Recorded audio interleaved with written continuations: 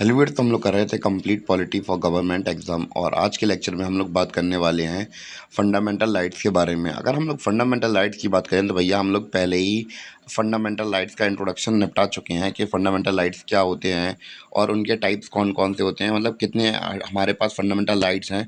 इन सब के बारे में डिस्कशन कर लिया था हमने। और आज के लेक्चर में हम लोग बात करेंगे राइट टू इक्वलिटी के बारे में। तो राइट टू इक्वलिटी की जो हम लोग बात करें आर्टिकल्स थे जितने भी, तो भैया हम लोगों ने पिछली बार लिख लिए थे और मैंने आपसे बोला था कि हम लोग अब अपने अगले वीडियो में इसको एक्सप्लेन करेंगे। तो भैया एक्सप्लेनेशन के साथ आ चुके हैं आज हम लोग, और आज के लेक्चर में हम लोग इन्हें एक्सप्लेन करेंगे विद अच्छे अच्छे एग्जाम्पल और इनको समझने की कोशिश करेंगे।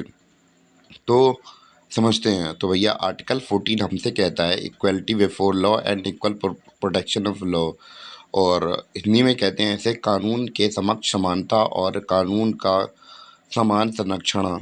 और आर्टिकल 15 कहता है हमसे प्रोविज़न ऑफ डिस्क्रिमिनेशन, अनुच्छेद 15 भेदभाव का निषेध। आर्टिकल 16 कहता है हमसे equality of opportunity in public employment. अनुच्छेद 16 सार्वजनिक रोजगार में अवसर की समानता। आर्टिकल 17 हमसे कहता है एवोल्यूशन ऑफ अनटचेबिलिटी। अनुच्छेद 17 अस्पृश्यता का उन्मूलन। Article 18 evolution of titles. अनुच्छेद 18 उपाधियों का उन्मूलन। तो भैया पहले मैंने हिंदी और इंग्लिश दोनों में बता दिया आपको। अब भैया इनको समझते हैं डिटेल से, बिल्कुल क्लियरली समझते हैं, एकदम बिल्कुल टकाटक। तो ये राइट टू इक्वलिटी हमारे हैं 14 से लेकर 18 तक, ठीक है। और हम लोग बात करें आर्टिकल 14 हमारा क्या कहता है। सबसे पहले आर्टिकल 14 की बात करते हैं। आर्टिकल 14 हमसे कह रहा है equality before law and equal protection of law. तो भैया इक्वलिटी बिफोर लॉ की बात की जाए तो भैया जो हम लोग बात करें कानून की नज़र में कैसे हैं, सबके सब बराबर हैं। चाहे कोई कितना भी अमीर हो, चाहे कोई कितना भी गरीब हो, पर कानून की नज़र में कैसे हैं सब, सबके सब कानून की नज़र में बराबर हैं। चाहे वो अनिल अंबानी हो या फिर कोई बहुत बड़ी पॉलिटिकल पार्टी का आदमी, और चाहे एक रिक्शा चलाने वाला हो, अगर दोनों ने एक ही प्रकार का जुर्म किया है तो दोनों को एक ही प्रकार की सज़ा मिलेगी। ऐसा नहीं है कि जो अमीर व्यक्ति है तो वो अपने पैसे के इन्फ्लुएंस से बच जाए। तो भैया कानून की नज़र में सब बराबर हैं। जो सज़ा उस रिक्शा चलाने वाले को मिली है उसी प्रकार वैसी ही सज़ा मिलेगी किसे, उस व्यक्ति को मिलेगी जो कि बहुत अमीर है। तो अगर उन्होंने कानून बराबर किया होगा तो मतलब कानून नहीं, मतलब जुर्म बराबर किया होगा तो उन लोगों को बराबर सज़ा मिलेगी। ये हमारा कानून कहता है इक्वलिटी बिफोर लॉ। तो ये हमारा कानून आर्टिकल 14 कहता है, यानी कि कानून की नज़रों में सभी लोग बराबर हैं। No one is above the law. पर इसमें एक अपवाद है, यानी कि एक्सेप्शन है, यानी कि सबके लिए तो बराबर हैं पर कुछ लोगों के लिए नहीं है कानून बराबर। किन किन लोगों के लिए नहीं है बराबर। तो 3 लोगों के लिए बराबर नहीं है। सबसे पहले हमारे राष्ट्रपति हुए, दूसरे हुए हमारे गवर्नर, पहले हमारे प्रेसिडेंट, दूसरे गवर्नर, और तीसरा फॉरेन स्टेट का डिप्लोमेट। डिप्लोमेट वगैरह अभी बताते हैं क्या होता है, पहले प्रेसिडेंट को समझते हैं। तो मान चलिए प्रेसिडेंट को गुस्सा आई, प्रेसिडेंट ने एक आदमी को भयंकर बहुत कस के मारा और उसकी मृत्यु मृत्यु नहीं होगी, मतलब अधमरा हो गया। तो भैया अब वो पुलिस के पास फ़ोन कर रहा, कह रहा कि भैया प्रेसिडेंट साहब ने मार दिया हमें। तो भैया अब जो पुलिस वाले हैं कुछ नहीं कर पाएंगे वो, क्योंकि भैया जो प्रेसिडेंट पद की गरिमा होती है वो बहुत ज़्यादा होती है। कैसी होती है? बहुत ज़्यादा होती है। यानी कि उस पद पर जो व्यक्ति बैठा है उसकी गरिमा इतनी नहीं है, पर जिस पदवी पर वो बैठा है, जैसे प्रेसिडेंट के पोस्ट पर बैठा है जो, तो हम लोग बात करें प्रेसिडेंट की जो पोस्ट है वो इतनी ज़्यादा इम्पोर्टेंट है और इतनी पावरफुल है कि भैया उसे कोई, मतलब वो कानून से बढ़कर है, तो उसे सज़ा नहीं हो सकती है। तो भैया पुलिस वाले यही कह देंगे भैया हम आपको, अगर आपको पीटा है तो भैया हम आपको हॉस्पिटल भर्ती करा देंगे, पर उनसे कुछ नहीं कह पाएंगे।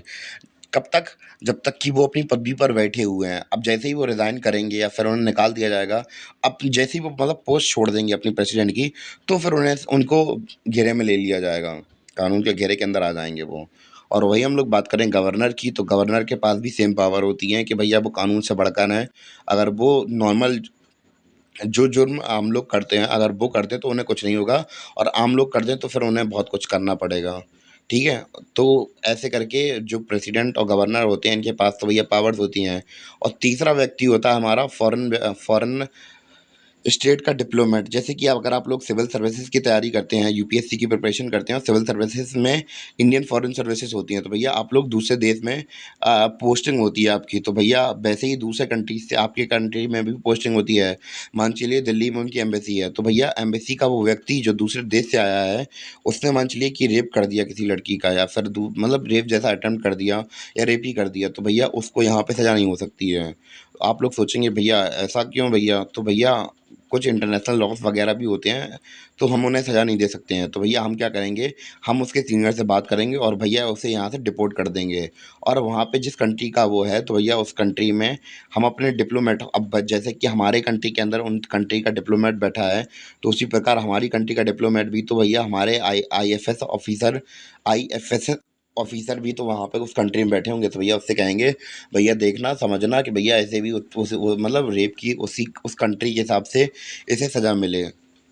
तो हम लोग ऐसा कह सकते हैं। तो भैया उम्मीद है कि आपको समझ में आया हो कि भैया हमारा जो कानून है वो सबके मतलब वो जो कानून है सबके लिए बराबर है, केवल इन 3 लोगों को छोड़कर। तो क्योंकि इनकी गरिमा थोड़ी ज़्यादा होती है और हम लोग बात करें फॉरेन स्टेट की और इंटरनेशनल लॉ की वजह से इनकी थोड़ी इनको हम लोग सज़ा नहीं दे सकते हैं, जो कि आम सिविलियन को मिलती है। क्लियर है इतना? दूसरा हम लोग देखते हैं इक्वल प्रोटेक्शन ऑफ लॉ। तो भैया इक्वल प्रोटेक्शन ऑफ लॉ के सबके लिए कानून बराबर है?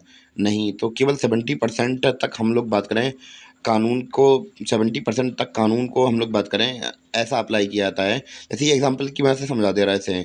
तो हम लोग बात करें, एक ओएशिक नाम का लड़का है हमारा, एक नवनीत नाम का लड़का है और एक अंजलि नाम की लड़की है। तो एक तरीके से कह सकते हैं कि भैया हमारे देश में जेंडर को लेकर, एज को लेकर थोड़े अलग-अलग लॉस बनते हैं, तो भैया उसके हिसाब से समझते हैं कि भैया सज़ा भी अलग-अलग मिलेंगी। जैसे ओएशिक नाम का लड़का है, ये 16 साल का है और एक नवनीत नाम का लड़का है जो 24 साल का है और अंजलि नाम की लड़की है जो 22 साल की है। तो भैया अब हम लोग बात करें, तीनों ने मर्डर किया है, भैया बहुत ब्रूटली तरीके से मर्डर कर दिया, ठीक है, किसी का।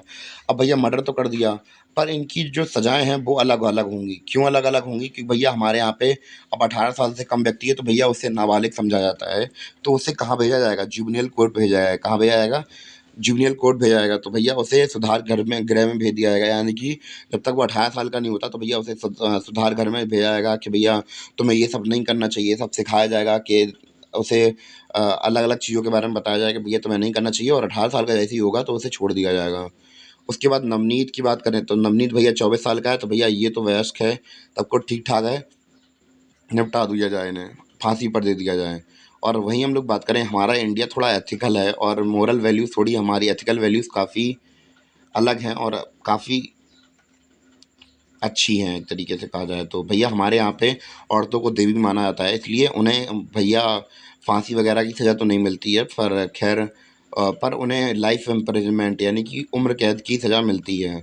तो ऐसे-ऐसे कानून चलते हैं हमारे यहाँ पे। तो उम्मीद है कि आपको आर्टिकल 14 समझ में आया हो, चला गया हो आपके दिमाग में। अब भैया बात करते हैं अपने राइट टू इक्वलिटी के बारे में, यानी कि अपने राइट टू इक्वलिटी के अपने अगले आर्टिकल आर्टिकल 15 के बारे में। तो भैया आर्टिकल 15 में हमसे क्या कहा गया है, प्रोविज़न ऑफ डिस्क्रिमिनेशन, यानी कि हम लोग भेदभाव नहीं करना चाहिए किसी को लेकर, कैसे-कैसे, चाहे वो रेस को लेकर हो, रिलीजन को लेकर हो, कास्ट को लेकर हो, जेंडर को लेकर हो, प्लेस ऑफ बर्थ को लेकर हो, यानी कि हमें भेदभाव नहीं करना है।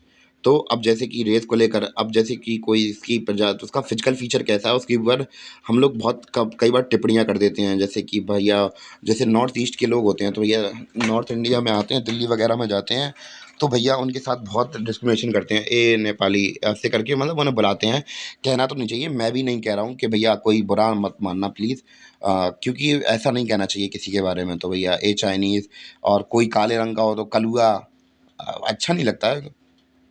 और कोई लड़की वगैरह हो तो कलूटी बोल देते हैं उसे, उसके घर वाले ही बोल देते हैं, पर वो तो प्यार से बोलते हैं। पर अगला व्यक्ति अगर सोचे अगर कि हाँ ऐसा नहीं बोलना चाहिए, वो बोल दे तो भैया बुरा लगता है, लड़कियों को भी बुरा लगता है, लड़के भी हों तो उन्हें कोई कलुआ कलुआ बुलाता है तो अच्छा नहीं लगता है, नहीं बुलाना भी नहीं चाहिए ऐसे लोगों को, ठीक है?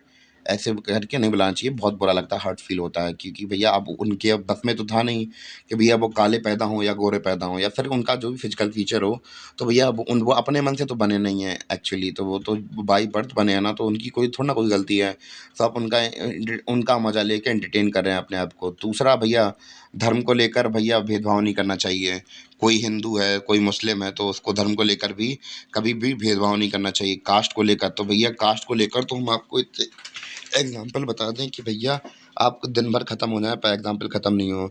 इवन कि मैंने भी देखे हैं तो भैया होता क्या है कि कोई झाड़ू लगाने वाला आया तो भैया उसके लिए अलग से भैया बर्तन निकाल दिए जाते हैं चाय पीने के लिए, कि अगला व्यक्ति को चाय देनी है तो भैया व्यवहार अच्छे हैं तो भैया चाय देनी है। भाई साहब चाहे व्यवहार जितना भी अच्छा हो तो भैया उनके लिए कप अलग से निकाल के रख देंगे। यानी कि कास्ट को लेकर हम लोग इतना भेदभाव देखते हैं, इतना भेदभाव देखते हैं कि क्या कह दें। अभी मैंने यूपीएससी का एक लेक्चर डाला था इंडियन सोसाइटी के ऊपर, भैया उसमें कास्ट सिस्टम के बारे में मैंने इतना कुछ लिख पढ़ा बताया है। तो आप लोग जाके अगर विजिट करना चाहें तो यूपीएससी का मटेरियल है तो आप लोग देख सकते हैं चाहें तो भैया भाई साहब कास्ट सिस्टम के ऊपर हम क्या कहते हैं, भेदभाव नहीं करना चाहिए। मैं एक तरीके से अभी इतना ही कह दे रहा, वरना अगर आपको डिटेल्स देखना है तो भैया यूपीएससी वाली वीडियो में देख लेना वो जेंडर को लेकर। अब भैया लड़कों से कह दिया जाता है कि भैया लड़के तो भैया दिन भर घूमते रहते हैं घर से बाहर, अगर लड़की बाहर निकल जाए थोड़ी देर के लिए तो पेरेंट्स कहने लगते हैं अरे तुम कहाँ गई थी पागल हो के, इतनी देर बाहर थोड़ा ना रहा जाता है। कहीं बाहर जाना है तो भैया लड़कों को परमिशन मिल जाती है, लड़कों को नहीं, लड़कियों को नहीं मिलती है। पहले तो ये भी चलता था कि लड़कियों को पढ़ाया नहीं जाता था, लड़कों को पढ़ाया जाता था। तो हम लोग जेंडर को लेकर भी डिस्क्रिमिनेशन देखते हैं तो भैया ये भी नहीं होना चाहिए। यानी कि हमारा कानून ऐसे प्रकार के डिस्क्रिमिनेशन को रोकता है कि भैया तुम लड़की हो तो तुम ये प्रकार की नौकरी नहीं कर सकती हो, तो कोई आपसे ये नहीं कह सकता है।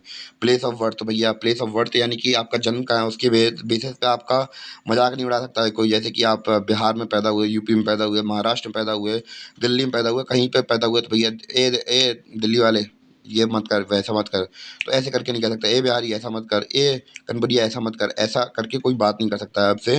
तो आर्टिकल हमारा 15 हमारा ये हमें आज़ादी देता है कि भैया कोई हमारा अगर कुछ ऐसा कुछ करता है तो भैया हम जाके सीधे कोर्ट में आके केस कर सकते हैं। कोई आपसे कलुआ बोले अगली बार ध्यान रखना, कलुआ बोले तो भैया सीधे आप कोर्ट, हम तो कलुआ बोल लेते हैं, ऐसे करके आप उससे डरा देना या फिर समझा देना। अगर आपका दोस्त है तो फिर छोड़ देना, अगर कोई ज़्यादा मुंह चला रहा तो भैया समझा देना अच्छी तरीके से। उम्मीद है कि आपको समझ में आया हो। और आज के लेक्चर में हम लोग केवल इतना ही पढ़ने वाले हैं, और बाकी का जो हमारे राइट टू इक्वलिटी के आर्टिकल्स हैं तो भैया हम लोग अपने अगली वीडियो में कंप्लीट करेंगे। तब तक के लिए धन्यवाद, मिलते हैं अपने अगली वीडियो में, तब तक के लिए बाय, सी यू। तो भैया अब हम लोग बात करेंगे राइट टू इक्वलिटी के बारे में। तो भैया राइट टू इक्वलिटी हमारी आर्टिकल 14 से लेकर 14, सॉरी राइट टू इक्वलिटी है हमारी 14 से लेकर 18 तक, हम लोग ये देख रहे थे। उसमें हम लोग अब बात करेंगे अपने आर्टिकल, हमने अपने 14 15 तो पढ़ लिया भैया, 16 आर्टिकल के बारे में देखते हैं। भैया आर्टिकल 16 हमसे क्या कहता है हमारे कॉन्स्टिट्यूशन का।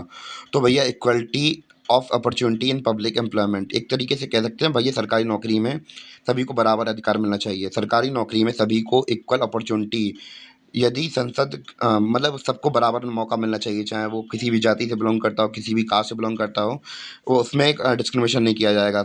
सभी को बराबर मौका है कि भैया वो जैसे कि सभी एक समझ लीजिए भैया, नौकरी के लिए फॉर्म भरते हैं ना आप लोग, जब पुलिस वगैरह की जॉब निकलती है तो ऐसा तो है नहीं कोई जाति पूछी जाती है भैया कि आप इस जाति से बिलोंग करते हैं। भले ही चाहे कट ऑफ के ऊपर पूछा जाता है ज़रूर कि कट ऑफ क्यों कम, जैसे कि SC या ST हुए तो उनका कट ऑफ थोड़ा कम जाता है, और जो जनरल वगैरह होते हैं तो भैया इनको ज़्यादा नंबर लाने पड़ते हैं, और जो SC ST से बिलोंग करते हैं उन्हें थोड़ा कम नंबर लाने पड़ते हैं। बस इतना ही होता है और ज़्यादा कुछ नहीं होता है।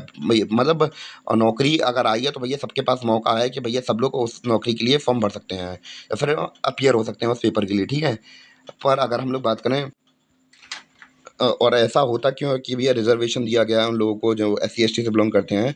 तो भैया हम लोग हज़ारों सालों से देखते आ रहे हैं कि भैया जो लोअर कास्ट के पीपल हैं उनके साथ हमेशा से सदियों से, इवन कि 2 ढाई हज़ार सालों से हम लोग देखते यही आ रहे हैं कि चाहे हर्षवर्धन का टाइम पीरियड हो, चाहे गुप्ता पीरियड हो, चाहे मुगल एम्पायर हो, तो भैया सबके अंदर हम लोग देखते हैं कि भैया कास्ट को लेकर बहुत ज़्यादा डिस्क्रिमिनेशन देखने को मिल रहा है। तो भैया अब भैया बहुत साल बीत चुके हैं, अब इन लोगों को अब इनके ऊपर अत्याचार होते होते बहुत साल बीत गए हैं। अब भैया अब हमारी जिम्मेदारी बनती है कि भैया इनको थोड़ा अपलिफ्टमेंट किया जाए। यानी कि सरकार अब क्या करती है, रिजर्वेशन देती है जिससे कि अब ये भी हमारे बराबर आके खड़े हो सकें, और बस इसीलिए इन्हें रिजर्वेशन मिलता है और नौकरियों वगैरह में छूट वगैरह मिलती है। तो और थोड़ा बहुत देख लेते हैं, यदि संसद को ऐसा लगता है कि कोई पर्टिकुलर कम्युनिटी सोशली और इकोनॉमिकली पिछड़ी हुई है तो भैया तो संसद स्पेशल प्रोविज़न कर सकता, मतलब इनको स्पेशल प्रोविज़न कर सकती है, और इस कम्युनिटी के मतलब स्पेशल प्रोविज़न निकाल सकती है इन कम्युनिटी के लिए कि भैया इनको अपलिफ्टमेंट करने के लिए भैया कि इनके लिए कुछ कर दिया जाए या इनकी कम्युनिटी के लिए कुछ कर दिया जाए, जिससे कि ये थोड़ी इनका अपलिफ्टमेंट हो सके और इनका थोड़ा हम लोग बात करें एक सपोर्ट मिल सके एक तरीके से। और उम्मीद है कि आपको चैप्टर समझ में आया हो हमारा ये वाला।